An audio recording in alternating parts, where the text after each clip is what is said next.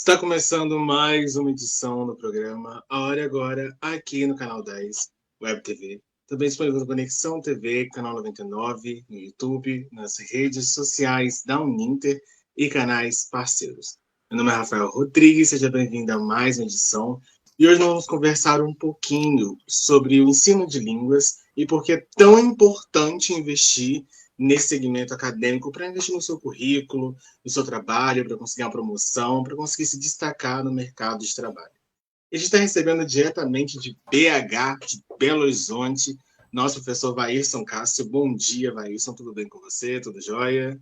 Bom dia, Rafael. Bom dia a todo mundo que está com a gente aqui no Canal 10. Tudo bem, apesar do calor, tudo bem. Porque está muito aí, está mais 30 graus em BH? A quantidade de graus eu não sei, mas que tá quente, tá. Chove e continua quente. Mas assim, né? É a vida. Exatamente. É um prelúdio do carnaval quase, né? Uma Digamos que preparação. sim, aí a gente se prepara e já prepara o corpo para o carnaval de BH, que diga-se de passagem é muito bom. Eu tenho que passar aí. Eu nunca passei o carnaval em BH, a gente tem que Nunca passar. passou carnaval em BH? Nunca passei. A Então gente vai tem que ter que passar o passar. carnaval em BH. Tá bombando. Vai bombar, vai ser melhor do que tudo. Ótimo. Professor Vaírson, eu queria muito que você se apresentasse, falasse um pouquinho da sua trajetória, do seu trabalho, né? Você que leciona em instituições de ensino, eu queria muito que você contasse, principalmente também como você despertou essa curiosidade, essa vontade de lecionar, de trabalhar com as pessoas que você dá aula diariamente. Então, fala um pouquinho, se apresente, a palavra é toda sua. Oi, obrigado. Além da minha família, é preciso dizer aqui que além da minha família, ninguém mais me chama de Vaírson, quase. Todo mundo me chama de Vavá. A gente tem autorização, então. Pode ser Vavá. É porque, e Vavá é justamente por causa de um aluno, de um estudante. Eu dando aula, um estudante que tinha um nome um pouco diferente também me falou: professor, seu nome é muito diferente. A gente pode te chamar de Vavá? Eu falei assim: pode. Se for só Vavá, porque estudante dá vários apelidos já para os professores que a gente nem conhece, né? Mas enfim. Aí ficou Vavá lá no comecinho da minha carreira profissional e virou Vavá para sempre. Então, em Belo Horizonte, às vezes, aqui mesmo em BH, dependendo de com quem você for falar meu respeito, se você disser Vaírson, ninguém vai saber quem é. Então, é mais fácil, às vezes, me chamar de Vavá. Ao contrário da minha família, porque às vezes alguém procura por mim entre os meus e aí falam Vavá, meus pais não sabem de quem se trata, meus irmãos vão demorar a entender, mas é muito diferente, assim, porque eu sou do interior de Minas, eu não sou de Belo Horizonte, e lá todo mundo me conhece pelo nome mesmo, pelo meu nome mesmo. Aí fora de lá é que eu sou Vavá, e ficou Vavá para sempre. Então, falando um pouco de mim, eu tenho formação em letras, né, também por causa do trabalho. Eu não escolhi fazer letras para trabalhar com línguas, eu comecei a trabalhar com língua estrangeira e depois fui fazer letras. Olha só, eu fiz o trabalho inverso de muita gente. Eu costumo brincar dizendo que eu sou professor por acidente, mas é um acidente muito bom. Porque eu aprendi apesar de eu ter feito no ensino médio, um curso técnico para ser professor, porque eu fiz magistério. Olha só. Meu Deus, magistério, isso ainda existe. Bom, existia até bem pouco tempo. E aí eu fiz magistério, mas assim, eu não tinha pretensão de ser professor em primeira instância, não. Apesar de muitas das minhas professoras dizerem o tempo inteiro para mim que eu seria professor. Era uma premonição deles, assim, que eu seria professor por causa do meu jeito de agir, e até como eu era, o estudante que eu era, junto com os meus colegas, então diziam que eu seria inevitavelmente professor. Tanto que de vez em quando eu me encontro com algumas professoras, né, que foram minhas professoras, e elas falam: bem, a gente te dizia, você não acreditava, porque você não queria, né? E aí tá aí. Mas aí eu queria um outro caminho da minha vida, não se assustem, mas eu queria ser padre. E aí nessa trajetória, eu fui para o seminário e lá no seminário é que eu aprendi a falar espanhol. Claro, obviamente, que não foi o espanhol que eu falo hoje, porque eu estudei durante 2 anos, apenas 2 anos e meio no seminário, talvez. E aí, saindo do seminário, eu fui convidado para lecionar numa escola de idiomas. Eu morava à época em João Monlevade, para quem é daqui de Belo Horizonte vai se lembrar bem, ou para quem vai descendo ali para o Espírito Santo vai se lembrar bem, porque vai acabar passando por João Monlevade. Então, eu morava lá, e aí fui convidado a dar aulas de espanhol, porque eu tinha feito um teste do meu espanhol naquela escola, à época, era o CCAA lá, em João Monlevade. Comecei a dar aulas de espanhol nessa escola de idiomas, depois eu fui convidado para dar aulas de espanhol em colégios lá da cidade mesmo, e aí fiquei por ali 3 anos dando aula de espanhol. E depois, para a formação, lá não tinha o curso de letras com ênfase em espanhol, e eu decidi me mudar para Belo Horizonte. E isso faz quase 24 anos. Hoje nós estamos em que data? 13? 18. 18. 18 de janeiro. Então, no mês que vem, provavelmente faz 24 anos que eu vivo em Belo Horizonte. É um pouquinho mais da metade, não, quase a metade da minha idade, sei lá. Enfim. A idade é menos importante aqui, porque eu sei que eu tô jovem. Então, assim, aí vem trabalhando, aí vim para Belo Horizonte, continuei trabalhando com espanhol também, lecionando em outras escolas de idiomas.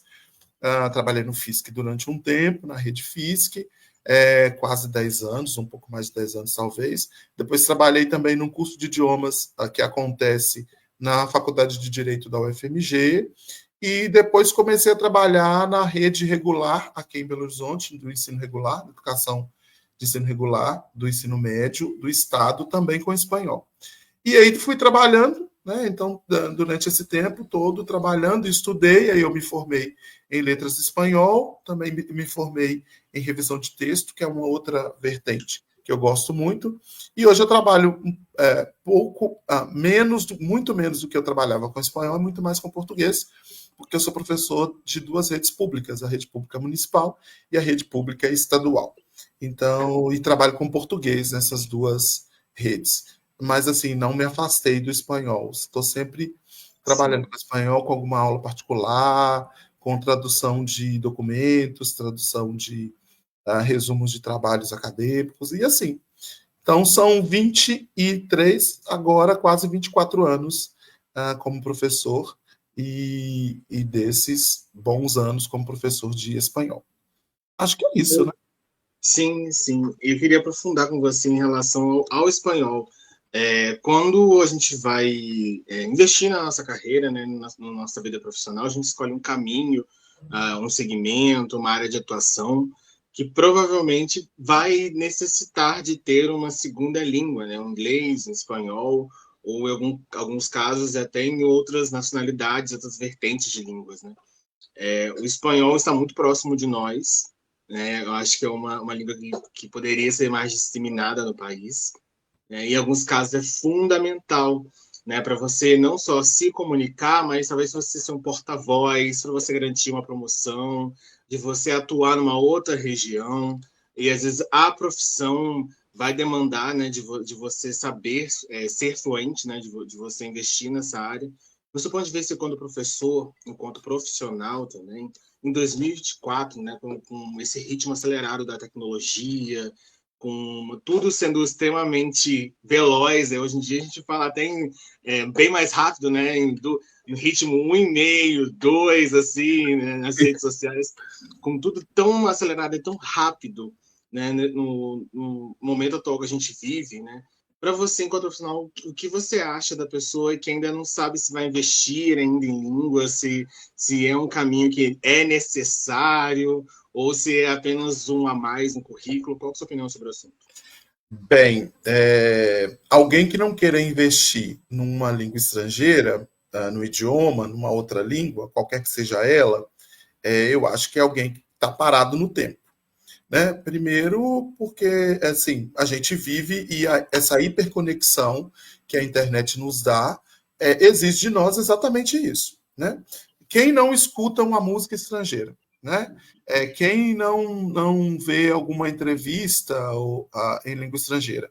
Quem é que não vai ao cinema e às vezes prefere ver, sei lá, vai ter que ver o filme com legendas porque não vai entender o que está sendo dito, né, naquele filme e tal.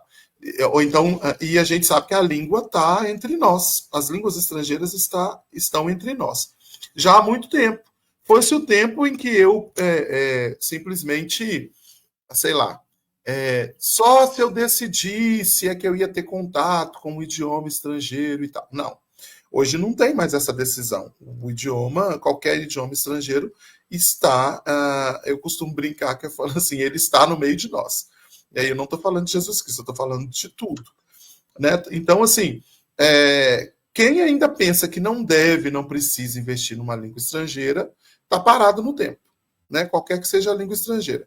Eu apostaria no idioma, apostaria no idioma, na língua estrangeira, no espanhol, inclusive pela proximidade. E eu digo sempre assim, ensinando espanhol, eu costumo dizer assim, olha, se você for bastante esperto, você vai querer aprender espanhol primeiro, porque junto com o espanhol você ainda vai reforçar todo o conhecimento que você tem da nossa própria língua, que é a língua portuguesa. Por se tratarem de línguas de um mesmo eixo linguístico, né, de uma mesma família linguística, que vem ali todas do latim, é inevitável, porque você vai fazer comparações, e as comparações do espanhol com o português vão ser mais fáceis e você vai acabar aprendendo muito mais português junto também com o espanhol. Eu me lembro muito bem de que quando eu ensinava, por exemplo, espanhol nos cursinhos pré-vestibular, começavam sempre assim. Suponhamos que eram... porque aí as turmas tinham que decidir qual idioma ia fazer, se era espanhol ou se era inglês, né? Até para a escolha depois no vestibular, que hoje já nem é vestibular, é o Enem, mas funciona do mesmo jeito. Então, assim, era uma turma de 100 alunos, começava assim, eu tinha 20 alunos e o professor de inglês tinha 80. E aí, isso na primeira semana. Na segunda semana, segunda, terceira semanas, eu dando aula, aí eu já tinha uma parte daqueles alunos de inglês já tinha migrado para o espanhol. E aí, então, dos 20 subiam para 30, 40. E aí, no final do semestre, às vezes do ano letivo, do ano ali no pré-vestibular, eu acabava tendo mais alunos do que o professor de inglês. Tanto que ele às vezes brincava comigo e falava assim, eu adoro ser você, o professor de espanhol, porque eu vou ter muito menos trabalho do que você, porque os alunos acabam migrando, boa parte vão para o espanhol. Começam no inglês e depois vão para o espanhol. Aí uma certa feita fui questionar os alunos por que isso acontecia. Aí alguns diziam que era porque o inglês era muito difícil. Apesar de, no pré-vestibular, por exemplo, o professor de inglês não estava ensinando inglês como segunda língua especificamente, né? Era o inglês para interpretação de texto, né? Inglês instrumental, assim como eu ensinava o espanhol instrumental. Mas, de todo jeito, como a gramática da língua inglesa é bastante diferente da gramática da língua espanhola, acabavam dizendo que era isso. O inglês é difícil demais, nós não vamos conseguir fazer nada de inglês na prova. E aí nós vamos para o espanhol. E muitos diziam também que, olha, na sua aula de espanhol, a gente acaba aprendendo muito de português, porque eu acabo entrando em classes de palavras, vocabulário, que são muito parecidos. Eu preciso fazer as comparações, e a comparação com o português dá margem para os estudantes aprenderem muito mais português junto. Então, assim, tem isso. Né? Então, investir numa língua estrangeira para o trabalho, para a vida profissional, já é importante por causa disso. Né? Aliás, fora da vida profissional já é importante por causa disso. Você está inserido no mundo e o mundo está cada vez mais conectado. E nós não estamos falando mais nem de superconexão, nós estamos falando de hiperconexão. Agora, com a inteligência artificial, então, meu Deus, né? Nós estamos agora muito mais conectados. E com muito mais velocidade, como você diz. Né? Até para ouvir o áudio dos aplicativos, a gente põe lá, né? 1,5, 2, e qualquer texto, qualquer áudio que tenha mais de, sei lá, mais de 15 segundos, a gente já chama de textão, já vira podcast. Então, eu sou essa pessoa. Então tem tudo isso. Então tem isso já fora do âmbito profissional. E no âmbito profissional, sim, assim, não é que você vai incrementar o seu currículo, você vai incrementar a sua vida profissional. com o idioma estrangeiro. Porque não é só também, não vale também só colocar no currículo que você fala uma língua, porque você vai ser colocado à prova, né? Então você tem realmente que falar uma língua, lidar com essa língua estrangeira. Então, assim, quem ainda acha que não precisa de um idioma, de um outro idioma, de uma língua estrangeira para a sua carreira, está perdido no tempo, pode voltar, se conseguir, ir lá para o Jurassic Park e vai ficar lá, porque não tem jeito. Né? Sem contar o mundo de conhecimento que vem junto. Né? Você, por exemplo, o espanhol. Quando você aprende espanhol, você aprende história, você aprende geografia, você aprende arte, tudo isso junto. Eu estou tratando aqui do espanhol, por quê? Porque eu vou especificar, porque com o espanhol você aprende tudo isso sobre o Brasil e a relação com os países mais próximos aqui da América Latina, né? Que estão aqui grudadinhos na gente, e aí você aprende espanhol, você vai poder ir com mais tranquilidade visitar os hermanos ali na Argentina e não vai ser passado para trás, e vai conseguir entender, e vai conseguir se comunicar bem, vai conseguir aprender muito sobre toda a história e cultura peruana, por exemplo, colombiana, e saber o que tem de igual, o que tem de diferente. Então, assim, é primordial, sabe? Eu, por exemplo, falo espanhol, o meu inglês está muito, o que a gente brinca dizer, está muito macarrônico, e eu preciso incrementar o meu inglês, por exemplo, apesar de ter já trabalhado, atuado também da rede pública de ensino com inglês, né? Eu preciso voltar, e principalmente porque o inglês, todo idioma estrangeiro, mas inglês e os idiomas mais difíceis, pelas diferenças com o nosso idioma, eles precisam ser muito praticados, muito mais praticados, por causa das diferenças de vocabulário, diferenças de pronúncia de palavras, tudo isso. Então, esse ano, 2024, vai ser um ano do Vavá aqui incrementar ainda mais o inglês, até porque eu acabo de sair do mestrado, e para o mestrado tudo bem ter só uma língua estrangeira, ter proficiência em só uma língua estrangeira.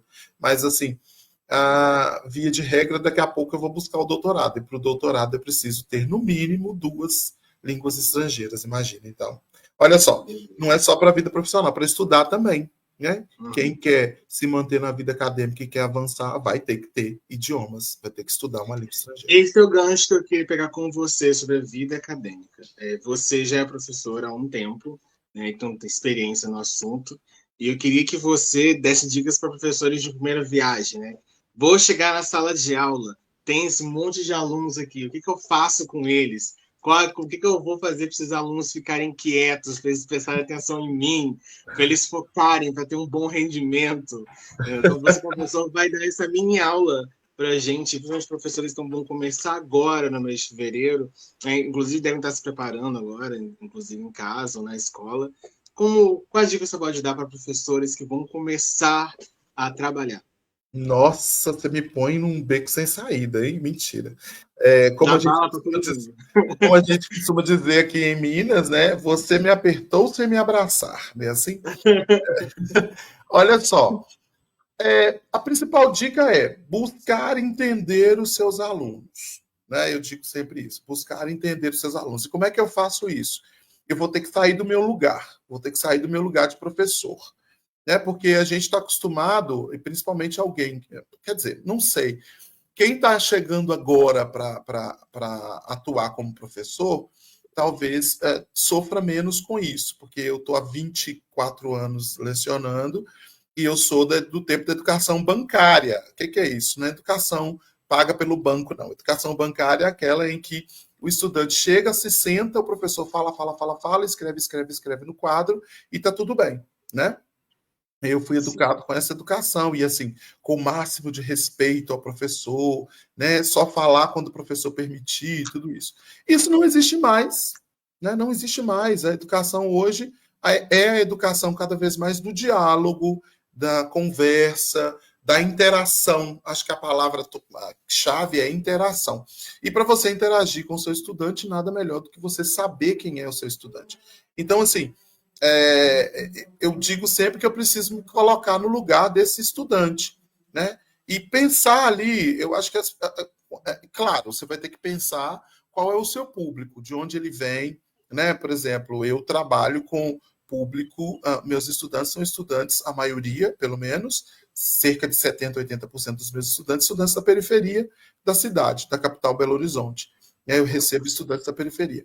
Mas eu recebo estudantes de várias idades diferentes. Eu estou atuando com estudantes de 10, 11 anos até 60, 70 anos, porque eu dou aula até o ensino médio na educação de jovens e adultos. Então, eu preciso conhecer primeiro esse público, né? Saber de onde ele vem. Então, assim, as minhas primeiras aulas, por exemplo, vão ser muito menos aulas de português e mais aulas de socialização, por exemplo. Eu vou querer saber quem é o meu estudante, de onde ele vem, que ele me conte um pouco da história dele, um pouco isso que a gente fez aqui no início da entrevista, né? Até para eu conseguir fazer o que a gente chama de diagnóstico, com quem eu estou lidando. E aí, procurar interagir, procurar saber quais são as aspirações, quais são os desejos desses estudantes. Porque muitas vezes eu vou para a sala de aula apenas com o meu desejo. Né? Eu quero dar aula, eu quero ensinar português, vai ser assim, pronto, acabou. Aí eu chego na sala de aula e eu me deparo com um estudante que dá preferência ao celular, que dá preferência ao WhatsApp, que dá preferência às redes sociais todas. Né? Toma o telefone de todo mundo. Como? Toma o telefone de todo mundo. A vontade, às vezes, que dá é de tomar o telefone de todo mundo, mas isso não adianta. Né? Eu preciso chamar a atenção do meu aluno. Eu me lembro que, quando eu comecei a carreira, alguns colegas meus professores me chamavam de doido, porque lá atrás, em 2002, 2003, dando aula, e olha que eu dava aula de espanhol, entrava na sala de aula 1 ou 2 vezes por semana em cada turma. Hoje eu sou professor de português, eu vou entrar na sala de aula no mínimo 4 vezes por semana em cada turma, porque português tem uma carga horária maior, bem extensa. E lá atrás, em 2002, por exemplo, o que eu fazia para tentar entender os meus alunos? Olha, e nem a internet não era o que é hoje de jeito nenhum. Poucos estudantes na sala de aula tinham um telefone celular, e inclusive era telefone celular, não era smartphone. Era telefone celular, onde ele ficava, de vez em quando ele atendia uma chamada, respondia alguma coisa em SMS e jogava o jogo da cobrinha, né? E isso já incomodava, já dava trabalho. Então, o que eu fazia? Eu ia para as bancas de revista e comprava aquelas revistas que eu acho que nem existem mais, mas eu comprava as revistas adolescentes todas. Querida, Amiga, super interessante. Eu chegava, às vezes, com calhamaços, com volumes grandes de revistas, e os professores, meus colegas, eles falam: para que você está comprando revista adolescente? Gente, eu trabalho com adolescente, eu tenho que saber o que o adolescente está pensando. Né? Isso mudou hoje? Mudou que não tem mais revista. E o adolescente não vê uma revista, pelo menos ele não vai comprar revista na banca. Né? Mas o adolescente é o mesmo no sentido de eu preciso verificar as mudanças desses adolescentes. Né? Do mesmo jeito que, se eu vou trabalhar, por exemplo, com jovens e adultos, eu preciso verificar as necessidades desses jovens e adultos. Né? Na língua portuguesa, por exemplo, eu vou trabalhar, sei lá, para adultos e jovens, mas o português mais voltado justamente para a carreira profissional, currículo, apresentações, a diferença de linguagem formal e informal e tal. Da língua estrangeira é a mesma coisa, né? Eu vou trabalhar com as aspirações de cada um. Se eu dou aula para um pré-vestibular, que agora não é pré-vestibular, é pré-ENEM, eu vou me preocupar com a língua no sentido prático, instrumental. Se eu dou aula numa escola de idiomas, eu vou me preocupar que o estudante saiba exatamente o que ele está falando, que ele se preocupe em ouvir exatamente o que o seu colaborador, quem está conversando com ele, está dizendo. Então, assim, eu acho que a maior dica a ser dada hoje para quem está começando na carreira da educação, para ser professor, tente entender o seu estudante. Né? Coloque-se no lugar do seu estudante. Porque nós não estamos muito diferentes também, não. Porque, se deixar, nós vamos dar aula. Por exemplo, eu tenho 50 minutos, 1 hora de aula. Eu vou querer dar 20 minutos de aula e 30 minutos eu vou querer ficar na rede social, porque é mais gostoso também, até para mim, às vezes, para saber das fofocas, para saber do que está acontecendo no Big Brother, por exemplo. Né? Mas eu preciso focar. Então, assim, eu tenho que trazer. E para eu trazer o meu estudante para esse foco, eu preciso falar a linguagem dele. Né? Várias vezes eu vou entrar na sala de aula dizendo: qual é, mano? E aí, velho? Qual é que é, viado? Né? Nossa, Zé, tá muito difícil, Zé. Sabe assim? É isso. Uhum. E quando eu, às vezes, só por falar, assim, ainda que seja de brincadeira, com o meu estudante, ele já pensa, opa, esse cara tá falando a minha língua. Deixa eu ver aqui se ele, pelo menos para ele verificar se eu tô falando direito ou não a língua dele. Então, assim, é isso. E se colocar em constante, permanente evolução, permanente estudo e formação. Ser professor é estar em movimento permanente. Então, assim, eu, por exemplo, fui buscar especializações que tratem disso, por exemplo, a tecnologia na educação, educação no âmbito digital, educação híbrida, educação EAD, né? O que eu posso trazer disso para minha aula, para minha sala de aula? Mas a dica é essa, né? Estude, estude, estude e para uma quarta ação, estude o seu estudante, estude o ambiente em que você vai estudar, tá? E onde você vai trabalhar, e mãos à obra. E vai sem medo, porque assim, se você também chegar com muito medo, os estudantes te devoram, né? Porque eles são devoradores de almas, tá? Estudantes em 2023, 2024 são É devoradores isso de mesmo. alma, porque diferente do estudante que eu fui, eles querem as respostas, né? Eles são questionadores. Até aquele que parece que não é, mas ele é, porque ele está ali à espreita para depois dar, como a gente costuma dizer, né? Tá igual uma cobrinha, ele fica esperando para te dar o bote. Né? E que bote é esse? É o bote de te testar, de saber se você se você de verificar se você sabe do que você está falando, se você tem conhecimento do que está falando. Então, assim, é permanência, é evolução permanente, estudar permanentemente, porque nada é igual, né? Nessa vida nada se cria, tudo se copia. Opa, não é assim não, né? Nesta vida nada se cria, tudo se transforma, e transforma com a velocidade da tecnologia muito, muito, muito rápido. E aí nós vamos ter, inclusive, que verificar bem, porque senão a gente vai ser substituído pela inteligência artificial e boa, né? Pronto. Concordo. Professor, a gente já está se caminhando para o final da entrevista. Eu queria muito deixar aberto, caso, né, seja possível, para as pessoas te encontrarem depois, saberem, inclusive, como te achar, como conversar, caso tiver alguma dúvida, algum questionamento, né? Quais são suas redes sociais? Como a gente consegue te encontrar? Qual a escola que você está? Fica à Muito bem. vontade. Olha só, minhas redes sociais, eu tô mais presente no Instagram, né? Então tem lá @vairson, né? Que tá, eu acho que tá aí para vocês, @vairson. Podem mandar questionamentos, perguntas e tudo lá, né? Eu acabo de sair do mestrado. No mestrado, por exemplo, eu estudei. Muita gente quase desmaia quando eu falo, mas eu estudei no mestrado, por exemplo, figurinhas de WhatsApp, né? Ó, É, e aí as pessoas, que? Figurinha de WhatsApp? Levou figurinha de WhatsApp para academia? Sim, porque é o que está aí hoje em dia. E figurinhas de WhatsApp são textos completos às vezes, né? Quantas e quantas vezes a gente resolve uma conversa toda com uma figurinha com de uma WhatsApp? figurinha. A gente responde aos podcasts recebidos com uma figurinha de WhatsApp e tá tudo bem, né? Assim, então, assim, eu trabalhei no mestrado com figurinhas de WhatsApp, foi muito interessante, foi muito bacana. Tá sendo que eu estou finalizando agora algumas modificações necessárias na dissertação.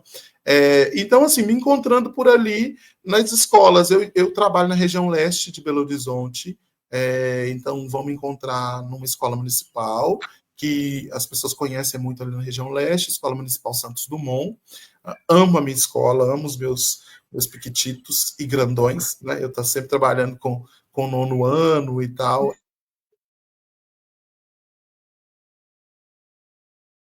Eu não sei se travou para o pessoal de casa, mas para mim deu uma congelada. Vai isso assim daí, professor? Vai isso?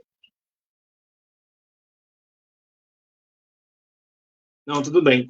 Acho que ele teve algum problema de conectividade, né? Isso acontece normal, né? A gente está ao vivo, é suscetível a essas questões. Bom, só complementando a fala dele aqui, nós vamos deixar as redes sociais dele no card, né, na postagem, no ao vivo. Caso você encontre e queira conversar com o professor sobre línguas, principalmente sobre o trabalho dele com o espanhol, né? Então, fiquem à vontade. Ele tem o Instagram, Facebook e LinkedIn. Todos são Bairson Cássio. Fica tranquilo. A gente se despede agora do programa, né? Muito obrigado a você que nos acompanha, que está com a gente, que sempre está com a gente toda semana, nessa quinta-feira. E é isso, muito obrigado a todos. O Ninter, Canal 10, Professor Vavá. Ele voltou agora. Voltei. Eu perdi minha conexão aqui. Não, tranquilo. Mas, Ao vivo isso acontece, tá super de boa. ué, a vida ao vivo, é aquilo que a gente estava falando, né? É se transformar. Aí cai a conexão da sua rede de casa, aí você se conecta pela rede do celular e tá tudo bem. E tá Tá tudo vendo? bem. A sala de aula é assim, você tá todos os dias com essas intempéries e com as novidades que vão acontecendo. Mas eu acho que deu para entenderem que ali, me buscando no Vairson, eu vou conseguir responder todo mundo, ajudar quem precisar com alguma informação e tudo isso, né? E é isso. Na rede municipal, eu estou lá na Escola Municipal Santos Dumont. Na rede estadual, vamos encontrar na Escola Estadual Laura das Chagas, no bairro Serra, né? E procurando por mim, estou à disposição, né? Para a gente Ótimo. bater papo. Muito obrigado, professor. Mais uma vez, você de casa, o Ninter, Canal 10, e sempre está conosco. A gente se despede agora do programa, a hora agora, e a gente se vê na próxima quinta-feira, às 11 da manhã. Muito obrigado a todos. Canal